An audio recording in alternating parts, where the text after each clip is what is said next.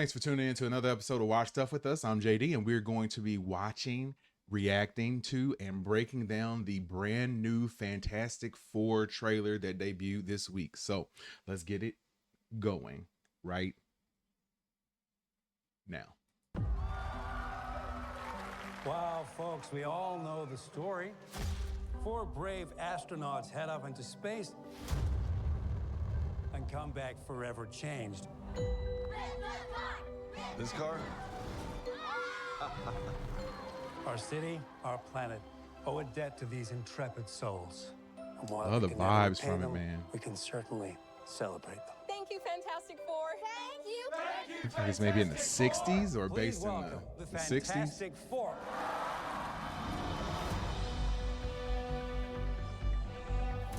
Herbie, how's that sauce looking? Okay.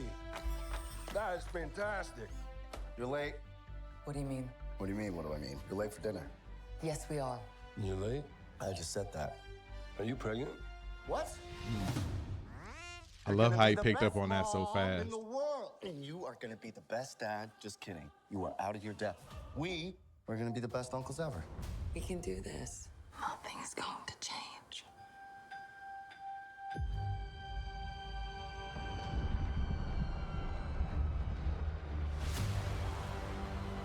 Are you the protectors of this world?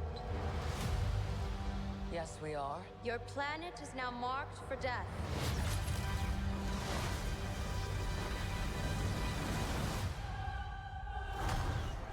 It's my fault. I stretched the bounds of space. And they hurt.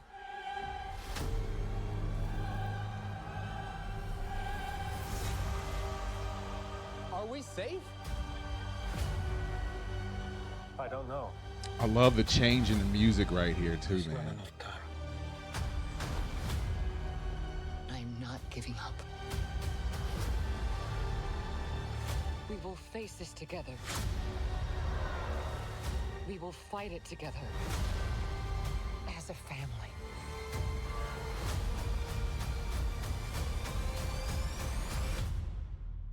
Has to be us.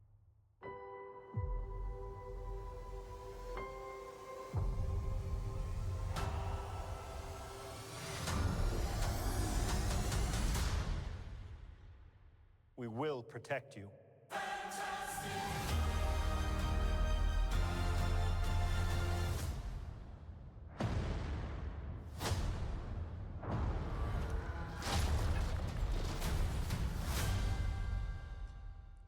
That's the part right there, man. I love that image of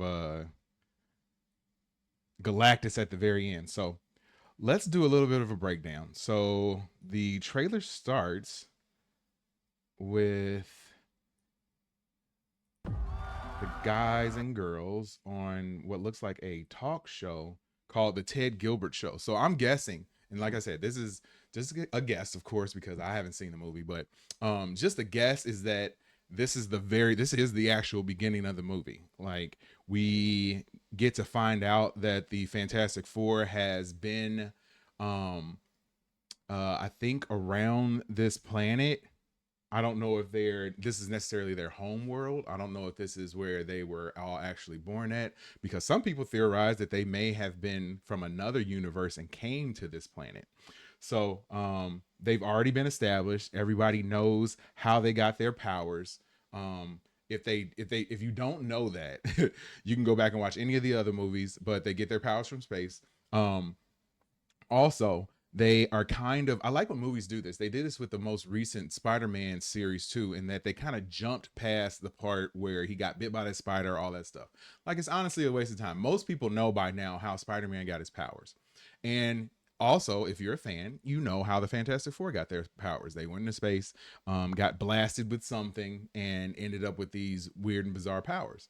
So, the beginning of this show, or the show that they're on, it seems like they're doing almost like a little retrospective, celebrating the Fantastic Four being on this planet, or at least being heroes on this planet for some certain amount of time.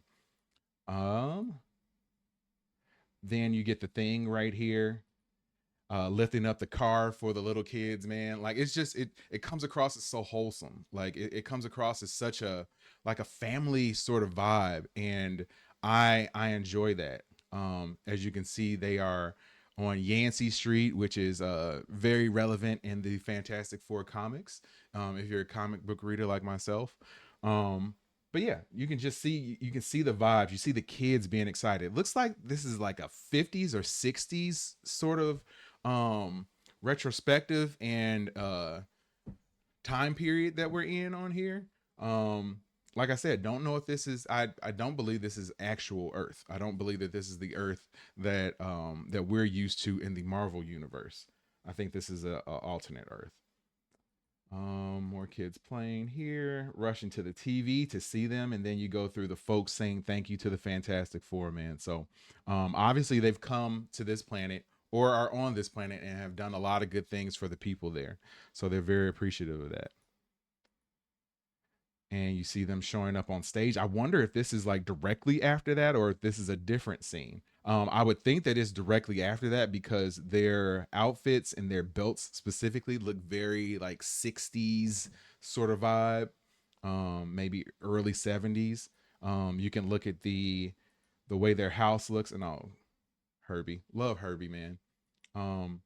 Yeah, you can see the way their house looks. It's definitely like late 60s, early 70s exterior for their house or interior for their house. What else do we have here? Got a fun scene with Johnny here. A lot of people were up in arms because they sort of made a bit of a change to the way Johnny has been portrayed in the comics. So in the comics, Johnny was like a womanizer. He was, kind of cold. The only thing that Johnny cared about was Johnny. So this time, it seems as though the actor and Marvel Studios and the director have agreed to portray Johnny not quite as much of the womanizer. I'm sure he's still going to be a ladies' man, but not so much of the womanizer that he was before. And he is going to, like, he kind of shows that in this scene. Like, he cares that Sue is pregnant. He cares, and he kind of makes a joke to Mr. Fantastic that, like, hey, I'm not so sure you're going to be good at this whole daddy thing, but they're going to have it as uncle. So yeah, it seems like the same Johnny, just he's not going to be as borderline creepy as he was in the comic, like especially in the comics, man. Or if you play Marvel Rivals, like his voice lines on that game are crazy. Like he is super flirtatious, almost to the point of being creepy, almost. But yeah, we have him talking to them here, and they do the whole late thing, and obviously the Thing picks up on it really fast that she's late, referring to her period, and that she's pregnant. So like I said, we got Johnny congratulating them there.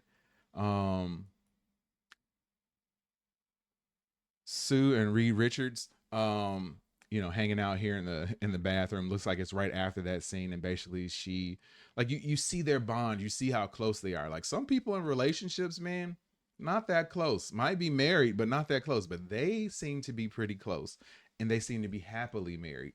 Whatever happened to them before to get them to where they're at now, they're in a good place, it seems. Movie coming out in July, and then we have this scene here. I don't know how much further into the scene this is, but I'm guessing this is the appearance of the Silver Surfer. As she is entering the atmosphere, I'm guessing that it's causing whatever this disturbance is on the city. Looks like New York, judging from this scene that looks like it's in like a early 60s, 70s sort of aesthetic for Times Square. So yeah, we have the Fantastic Four. Looks like they are showing up, and Shia LaBeouf shows up, who is the female version of the Silver Surfer. So a lot of people were up in arms about this. She is comic book accurate. We do not have the male version of the Silver Surfer in this movie. Who's to say that we don't get that version at some later point in the MCU, but this is what we have right now. I think that the CGI on it looks pretty good. A lot of people were saying like, I don't know. A lot of people did also say that it was pretty good. So, I mean, I'm digging it. I think she looks pretty good. Yeah, I like her voice. I think that that comes across good. We don't really get to see any sort of displays of her power, but you have Johnny here chasing after her, and he goes to touch the surfboard, and she sort of does like this flip right here and knocks him back, and you see him sort of falling back down to earth, which is a real cool scene, man. Um, I wonder if Johnny is going to be hurt by this. Obviously, he's very high, but I don't think that he's going to be hurt too bad. But it's obviously a show of power for the Silver Surfer. Um, then you have a noticeable change in tone of the trailer. You see the lights going out. You see Reed and Sue here having a conversation where Reed is not happy. Reed looks like he's very concerned about what's going on. Let me see if, yeah. And we have the people of the city. Looks like they've been moved underground. Spoiler alert. A lot of people think that Mole Man is going to appear in this movie and that he has something to do with these people being underground. Like, are they underground to protect themselves from whatever else is going on above ground? Or were they taken there? Were they captured there? I don't really know. And then, like I said, a definite change in tone. Like, we have the reporters here asking, are they safe? And even like the musical cues in this point were pretty cool, because you notice that the music took like a darker tone to it. And, you know, Reed obviously looking very concerned here. And I don't think he knows that they're going to be safe. A lot of people has also speculated that Reed knows something that the other people do not know. I don't know if they mean the rest of the Fantastic Four don't know, or do they mean the general public doesn't know. But Reed is definitely concerned, and I feel as though he has some prior knowledge as to what's going on, and he isn't sure if he's going to be able to fix it this time. And also the general public, I think, because of that, is going to start to turn on them a little bit. And you have that that change from the way that they're so much admiration that they were showing for them initially, and now it's sort of going to skepticism, knowing that they might not be able to protect this planet that they're on. Have Reed here working on his equations, man. I love this aspect of Reed, in that he is a brilliant scientist, and he's obviously trying to solve some sort of problem. So what could the problem be that he's trying to solve? A lot of people have speculated that he's trying to work on time travel. He's trying to work on a way to rescue and move the people from this planet to another planet. Maybe he's trying to find a habitable planet somewhere else in a distant solar system or in the multiverse that he can move these people to, so that they would be safe from whatever is about to happen. And he says there's not enough time. Yeah, I think that he has it figured out, or he's trying to figure it out, but there isn't enough time to get these people moved. I think he might have something built. It looks like he's built something right here in the background, that big blue thing. But I think that he has a solution, but there isn't enough time to move all the people or something like that. Either way, I'm not sure. Big shout out to Katie. Love you, baby. I see that you're watching. You said, I'm excited for this movie. Yes, 100% excited for this, man. I'm crazy excited for it. So looking at this, I don't know. It looks like they are going to the planet that is blowing up, which doesn't really make sense. The only thing that this looks a little bit reminiscent of is the Eternals movie, when you had one of the Eternals being, or one of the Celestials being born from the inside the planet. So maybe that's what they're trying to protect the planet from. Maybe that's what they need to move these people off of the planet for. And Reed is saying that he doesn't have enough time to do so. But yeah, it's definitely going down. But the interesting thing that I always see in this, and that the other videos that I've watched haven't really said too much about, is that looks like they're flying to the planet that's blowing up. That doesn't make sense to me. You would think they'd be flying away from it. And especially if this is something that is, potentially destroying the planet, why would you be flying to the planet? Like, that doesn't really make too much sense for me. We have Sue right here and Reed. Reed standing over the crib, which is assumed to be either future or current baby Nathaniel Richards, their son, who is one of the most powerful mutants in the comic books. about to be born or has already been born, and they aren't showing them, but definitely concerned. So a lot of people believe that there's a lot of foreshadowing going here with the planets being there, saying that he is going to try to move them to a different planet. He says that he isn't giving up. I wonder if he's talking about giving up on their child, because some people have speculated that maybe in order to stop this planet from being destroyed, they have to give up their son, Nathaniel. Interesting.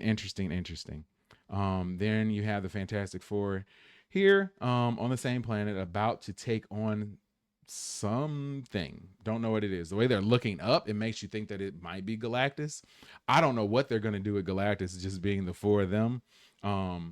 It's interesting as well to see the background in that there are no people like on the streets or anything like that. So I'm guessing that the people are all underground, as we seen earlier in the trailer.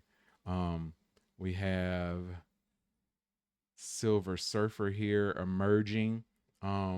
Don't know where this is at. I don't think this is a planet. Some people have speculated, and like I said, I like to share the speculation that I've seen.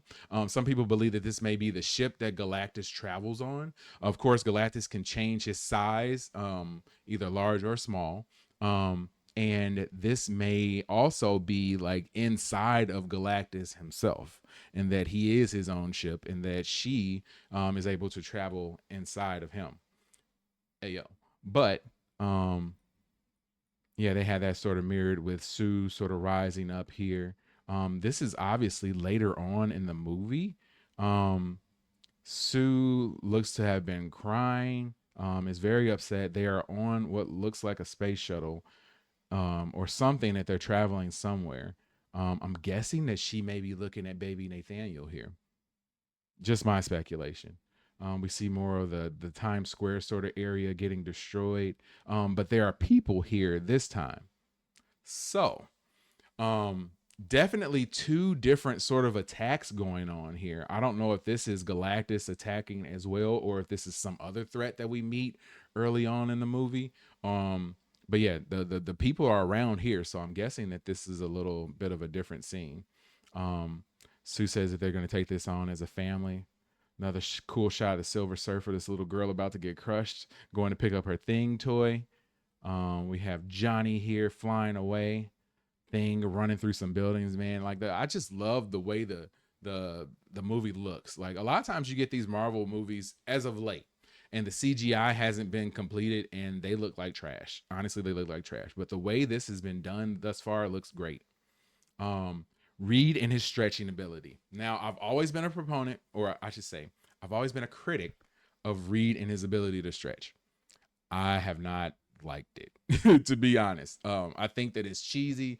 I think that it's not really very functional.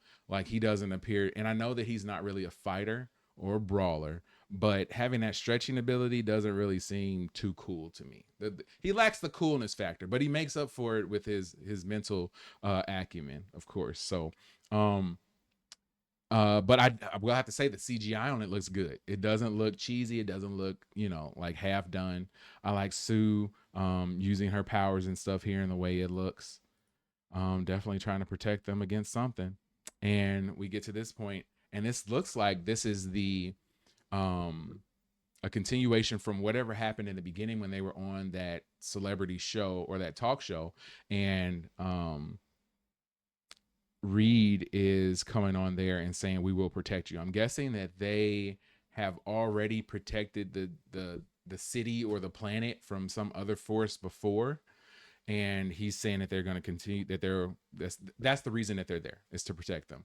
And I think that Reed says this and he genuinely means it, but later on in the movie, that's not going to happen. I truly believe that this planet is going to be destroyed by the end of the movie. And yeah, I think that it was a really good trailer.